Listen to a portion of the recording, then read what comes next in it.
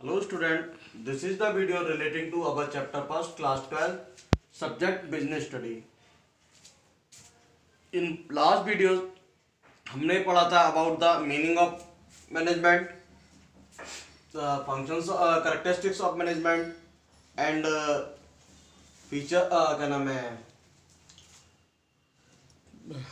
Management, ये सारी चीज़ों के बारे में हमने लास्ट वीडियो में पढ़ा था. ठीक है, इन दिस वीडियो हम डिस्कस करेंगे about the functions of management. Management के फंक्शंस क्या हैं. ठीक है, करेंगे about the functions of management. There are the यहाँ पर हमारे जो मैनेजमेंट के फंक्शंस हैं, there are the 5 functions of management. Number 1 planning. In the planning function management जो इन्वॉल्व होता है for the preparation of plan, for the preparing a plan for a particular task, for a particular task. एक particular task के लिए management क्या करता है, एक प्लान तैयार करता है. ठीक है, इन द प्लानिंग फंक्शन. ठीक है, थ्रू द मैनेजमेंट एक टास्क डिसाइड किया जाता है, एक टारगेट डिसाइड किया जाता है, एक ऑब्जेक्टिव डिसाइड किया जाता है.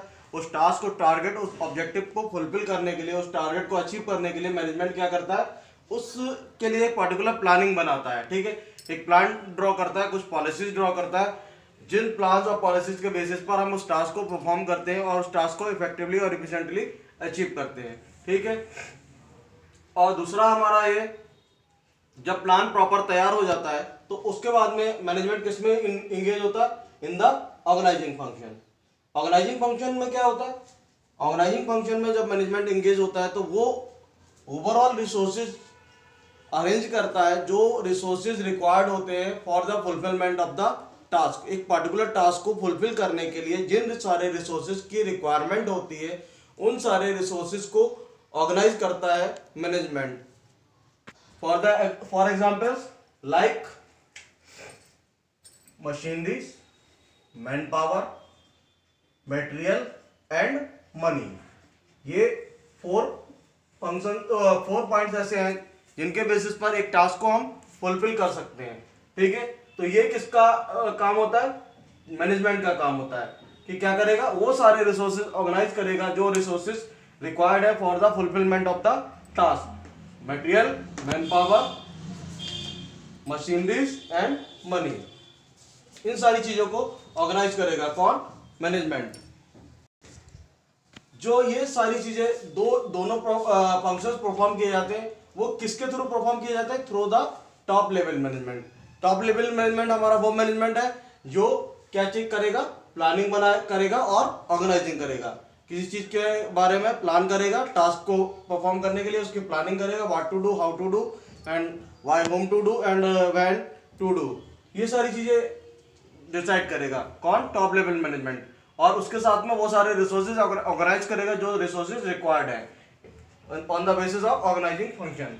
ठीक है, जब ये सारे फंक्शंस हमारे दोनों कंप्लीट हो जाते हैं, अब बारी आती है हमारी मिडिल लेवल मैनेजमेंट की. मिडिल लेवल मैनेजमेंट क्या करता है, मिडिल लेवल मैनेजमेंट एंगेज होता है इन द स्टाफिंग प्रोसेस. ठीक है, या in the staffing function. Staffing function means यहाँ पर वो ये फाइंड आउट करता है कि एक टास्क को परफॉर्म करने के लिए कितने नंबर ऑफ पर्सन्स रिक्वायर्ड होंगे, एक टास्क को परफॉर्म करने के लिए कितने नंबर ऑफ पर्सन्स को अरेंज करना होगा. तो in through the staffing functions, through the human resource management, जो मिडिल लेवल मैनेजमेंट है वो क्या करता है, एंगेज होता है और उसके बेसिस पर वो उन लोगों को अरेंज करता है, उन लोगों को ऑर्गेनाइज करता है जो लोग रिक्वायर्ड है for the fulfilment of the task. जैसे हमारे वर्कर्स हैं जो लोअर लेवल पे वर्क कर रहे होंगे, या कुछ सुपरवाइजर्स हैं, मैनेजर है, इन सारे लोगों को appointment on the basis of recruitment and selections. ठीक है, रिक्रूटमेंट और सिलेक्शंस के बेसिस पर उनको अपॉइंट करेगा on the basis of staffing function. ठीक है, जब स्टाफिंग फंक्शन हमारा कंप्लीट हो जाएगा तो उसके बाद में वो क्या करेगा, मिडिल लेवल मैनेजमेंट उन जो भी है स्टाफ हमने अपॉइंट किया है उनको प्रॉपर ट्रेनिंग देगा, उनको सारी चीज़ों के बारे में नॉलेज देगा. और जब नॉलेज और ट्रेनिंग के बेसिस पर वो कंप्लीट हो जाएंगे, फिर उनको डायरेक्शंस प्रोवाइड किए जाएंगे कि जो भी टास्क हमने डिसाइड किया है, जो भी टारगेट हमने डिसाइड किया है, उस टारगेट को और टास्क को अचीव करने के लिए किस तरह से हमें परफॉर्म करना पड़ेगा, how to perform the task for the achievement of the target. हमें कोई भी टास्क को किस तरह से परफॉर्म करना है जिससे कि हम टारगेट को अचीव कर सकें, तो वो किसका काम हो जाएगा, वो डायरेक्टिंग फंक्शन में मिडिल लेवल मैनेजमेंट का वर्क हो जाएगा। ठीक है, अब हम बात करते हैं अबाउट द सुपरवाइजरी लेवल और लोअर लेवल मैनेजमेंट। जो सुपरवाइजरी और लोअर लेवल मैनेजमेंट है वो क्या करता है, सुपरवाइजरी और लोअर लेवल मैनेजमेंट इंगेज होता है in the controlling process, controlling process में इंगेज हो जाता है। अब कंट्रोलिंग प्रोसेस का मीन्स यहाँ पर क्या है कि जो भी टारगेट हमने डिसाइड किया है, जो भी टास्क हमने डिसाइड किया है, उस टारगेट को अचीव करने के लिए, उस टारगेट को फुलफिल करने के लिए जो हम परफॉर्मेंस दे रहे हैं, वो सारी performance according to plan work की जा रही है, या उन सारे टास्क को अकॉर्डिंग टू प्लान परफॉर्म किया जा रहा है या नहीं किया जा रहा है। जैसे हम आपने एक प्लानिंग तैयार की होगी at the time of the planning process या प्लानिंग फंक्शन, हमने टॉप लेवल मैनेजमेंट ने एक टास्क को डिसाइड किया होगा, टास्क को परफॉर्म करने के लिए एक प्लान तैयार किया होगा। ठीक है, तो उस प्लान से ये कंपेयर करेंगे सुपरवाइजरी लेवल मैनेजमेंट या लोअर लेवल मैनेजमेंट, उससे कंपेयर करेगा कि according to plan task perform किया जा रहा है या नहीं किया जा रहा है। अगर अकॉर्डिंग टू प्लान टास्क को परफॉर्म किया जा रहा है तो ठीक है, अगर अकॉर्डिंग टू प्लान टास्क को परफॉर्म नहीं किया जा रहा है तो वो सारे डेविएशंस को फाइंड आउट करेगा कि what is the reasons,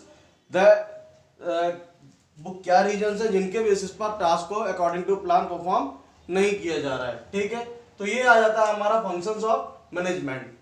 clear all कहने का मीन्स क्या है कि जो फंक्शन ऑफ मैनेजमेंट है हमारे, वो फंक्शन ऑफ मैनेजमेंट हमारे कुछ पार्टिकुलर प्रोसेस को लेकर के कंप्लीट किए जाते हैं, और वो उसमें हमारे जो तीनों लेवल्स ऑफ मैनेजमेंट है, हमारा टॉप लेवल मैनेजमेंट है, मिडिल लेवल मैनेजमेंट है और लोअर लेवल मैनेजमेंट है, वो ओवरऑल तीनों मैनेजमेंट इंगेज होते हैं for the performing of a task और एक फॉर द क्या नाम है कंप्लीशन ऑफ द टास्क, एक टास्क को कंप्लीट करने के लिए, for the fulfilment of the task, एक टास्क को फुलफिल करने के लिए ये तीनों के तीनों लेवल के मैनेजमेंट इंगेज होते हैं, और उनके इंगेजिंग के बेसिस पर वो उस टास्क को परफॉर्म करते हैं on the basis of planning, on the basis of organizing, staffing, directing and controlling process. अब हम बात करते हैं about the coordination. What is coordination? Coordination means क्या है यहाँ पर, या कोऑर्डिनेशन क्या है? कोऑर्डिनेशन मीन्स यहाँ पर कि हम किस तरह से चीज़ों को कोऑर्डिनेट कर के चलते हैं। एक टास्क को परफॉर्म करने के लिए आपस में कोऑर्डिनेशन की ज़रूरत पड़ती है। कोऑर्डिनेशन मीन्स हम अपनी बात को किस तरह से कम्युनिकेट कर रहे हैं, लोगों से किस तरह से हम कोऑर्डिनेट कर रहे हैं, हर चीज़ का तालमेल किस तरह से बना करके रख रहे हैं। अब यहाँ पर क्या है, suppose that A, B, C और डी, ये 4 डिपार्टमेंट है, purchase department, manufacturing department, sales department and finance department. ये जो 4 डिपार्टमेंट है, एक टास्क को फुलफिल करने के लिए चारों के चारों डिपार्टमेंट जब इंगेज होंगे और इंडिविजुअली अपने एफर्ट्स दे रहे होंगे, उनके इंगेज होने के बेसिस पर और इंडिविजुअली एफर्ट्स देने के बेसिस पर जो रिजल्ट आएगा, वो रिजल्ट हमारा, अब इन्होंने अपना अपना टास्क परफॉर्म किया और अपने अपने टास्क को परफॉर्म करने के बेसिस पर अपने अपने इंडिविजुअली एफर्ट्स दिए। अब ये एक दूसरे के साथ में अगर कोऑर्डिनेट करेंगे तो जो टास्क है वो टास्क हमारा इफेक्टिवली और इफिशिएंटली अचीव हो जाएगा। बट अगर ये लोग आपस में एक दूसरे के साथ कोऑर्डिनेट नहीं करेंगे, अपना पार्ट तो ये बखूबी निभा रहे हैं, अच्छा सा परफॉर्म कर रहे हैं, बट अगर हमने देखा कि ग्रुप एफर्ट्स का बात करें और ग्रुप एफर्ट्स के बेसिस पर इसको देखा तो हमारे जो रिजल्ट आ रहा है वो नेगेटिव रिजल्ट आ रहा है। क्यों? क्योंकि एक दूसरे के साथ में वो कोऑर्डिनेशन नहीं कर रहे हैं, वो एक दूसरे के साथ में कोऑर्डिनेट नहीं कर रहे हैं किसी भी चीज को। जब वो एक दूसरे के साथ में कोऑर्डिनेट करेंगे तभी वो टास्क हमारा इफेक्टिवली और एफिशिएंटली अचीव होगा। इन्होंने परचेज डिपार्टमेंट ने अपना टास्क कंप्लीट कर लिया, गुड्स को परचेज करके रख दिया। मैन्युफैक्चरिंग डिपार्टमेंट ने अपना टास्क कंप्लीट किया, गुड्स को मैन्युफैक्चर करके रख दिया। सेल्स डिपार्टमेंट ने अपने टास्क को कंप्लीट किया और गुड्स को मार्केट में सेल आउट कर दिया। फाइनेंस डिपार्टमेंट ने अपना टास्क कंप्लीट किया फंड का अरेंजमेंट करके। लेकिन फाइनेंस डिपार्टमेंट कम्युनिकेट नहीं कर रहा है किसके साथ में, विद द परचेज डिपार्टमेंट, कि हमारे पास में फंड अवेलेबल है, या परचेज डिपार्टमेंट कम्युनिकेट नहीं कर रहा विद द फाइनेंस डिपार्टमेंट कि how much the fund is required for the purchasing of the raw material, एक रॉ मटेरियल को परचेज करने के लिए कितने फंड की रिक्वायरमेंट होगी। तो अगर ये नहीं करेगा कोऑर्डिनेट उसके साथ में, तो वहां पर क्या है, कोऑर्डिनेशन प्रोसेस नहीं आएगा, और जब कोऑर्डिनेशन प्रोसेस नहीं आएगा तो टारगेट जो है वो इफेक्टिवली और एफिशिएंटली अचीव नहीं होगा। या फिर इसने गुड्स को परचेज कर लिया, मैन्युफैक्चरिंग डिपार्टमेंट को नहीं बता रहा है कि हमने गुड्स परचेज करके रख लिया है, ठीक है। या फिर मैन्युफैक्चरिंग डिपार्टमेंट ने गुड्स को मैन्युफैक्चर कर लिया है, लेकिन वो सेल्स डिपार्टमेंट को इन्फॉर्मेशन नहीं दे रहा है कि हमने गुड्स मैन्युफैक्चर कर लिया है, मार्केट में गुड्स सेल आउट कर दो। तो ये जब अगर एक दूसरे के साथ में आपस में कोई भी डिपार्टमेंट अगर कोऑर्डिनेट नहीं कर रहा होगा, तो उस कंडीशन में जो रिजल्ट आएंगे वो रिजल्ट हमारे नेगेटिव रिजल्ट होंगे, वो पॉजिटिव रिजल्ट नहीं होंगे। हाँ, अगर ये सब आपस में एक दूसरे के साथ प्रॉपर कोऑर्डिनेशन में एंगेज हो जाते हैं, ठीक है, ये एक दूसरे के साथ प्रॉपर कोऑर्डिनेशन करते चले जाते हैं, तो उस कंडीशन में जो रिजल्ट आएगा वो रिजल्ट हमारा कैसा आएगा, वो रिजल्ट हमारा पॉजिटिव रिजल्ट आएगा। जो भी आंसरिंग हमें मिल रही होगी वो पॉजिटिव रेस्पॉन्स मिल रहा होगा, ठीक है। इसीलिए हम उसको क्या कह रहे हैं कि अगर एक टास्क को हमें परफॉर्म करना है तो वो टास्क को बोलते हैं about the features of coordination. Features of coordination का मतलब क्या है, पर कोऑर्डिनेशन के फीचर्स क्या है। पहला है हमारा coordination integrate group efforts. Coordination जो है वो कहीं ना कहीं एक ग्रुप एफर्ट्स को रिप्रेजेंट करता है। जैसा अभी मैंने बताया था कि जब हम टास्क को इंडिविजुअली तो परफॉर्म कर रहे हैं, बट अगर हमारे ग्रुप एफर्ट्स प्रॉपर नहीं है तो जो टास्क है वो इफेक्टिवली और एफिशिएंटली अचीव नहीं होगा। इंडिविजुअली हमने अपने प्रॉपर एफर्ट्स दिए, हमने अपने इंडिविजुअल एफर्ट्स के बेसिस पर अपनी टास्क को परफॉर्म कर लिया, बट ग्रुप एफर्ट्स की बात आई तो वहां पर हमारे जो एफर्ट्स आए वो नेगेटिव निकल कर आ रहे हैं। तो वो कहीं ना कहीं एक दूसरे के वो जो किसी कोई भी टारगेट है वो टारगेट को अचीव करने के लिए कोऑर्डिनेशन का होना जरूरी है। नेक्स्ट पॉइंट आता है हमारा coordination ensure unity of action. Coordination ensure unity of action का मतलब क्या है कि कोऑर्डिनेशन, जहां पर कोऑर्डिनेशन होगा वहां पर ये बिल्कुल क्लियर हो जाएगा कि आपस में सारे डिपार्टमेंट में यूनिटी है। और अगर आपस में कोऑर्डिनेशन नहीं परफॉर्म किया जा रहा है, कोऑर्डिनेशन वर्क नहीं कर रहा है, इट मींस वहां पर यूनिटी नहीं है। मान लो जैसे अभी मैंने बताया था purchase department, manufacturing, sales and finance department, हमारे 4 डिपार्टमेंट है, ये चारों के चारों आपस में कोऑर्डिनेशन कर रहे हैं, it means unity of action work कर रहा है। अगर एक भी डिपार्टमेंट आपस में एक दूसरे के साथ में कोऑर्डिनेशन नहीं कर रहा है, इट मींस वहां पर यूनिटी ऑफ एक्शन नहीं होगा, ठीक है। नेक्स्ट पॉइंट आता है continuous is coordination is a continuous process. जो कोऑर्डिनेशन है वो क्या है, हमारी कंटिन्यूस प्रोसेस है। अब कोऑर्डिनेशन जब हमारी कंटिन्यूस प्रोसेस है, कंटिन्यूस प्रोसेस का मतलब होता है कि coordination means never, it is not never ending process.